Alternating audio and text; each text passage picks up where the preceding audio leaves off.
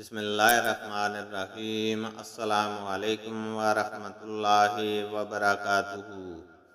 حدیث نبی صلی اللہ علیہ وسلم ہے، ایک شخص نبی کریم صلی اللہ علیہ وسلم کی خدمت میں حاضر ہوا اور عرض کی کہ یہ بدنصیب رمضان میں اپنی بیوی سے جماع کر بیٹھا ہے۔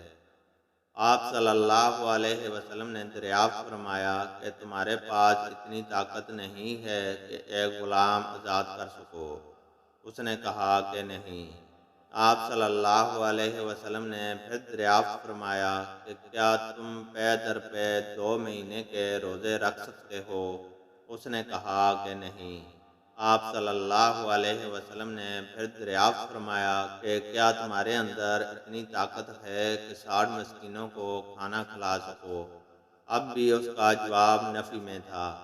راوی نے بیان کیا، پھر نبی کریم صلی اللہ علیہ وسلم کی خدمت میں ایک تھیلا لایا گیا جس میں کھجوریں تھیں۔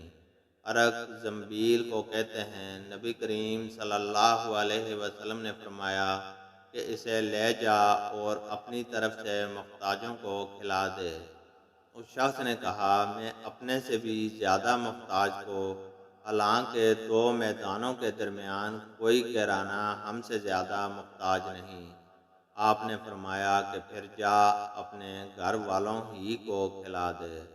اللہ تعالیٰ سے دعا ہے کہ وہ ہمیں قرآن اور حدیث کو سننے، سمجھنے اور اس پر عمل کرنے کی توفیق عطا فرمائے۔ آمین۔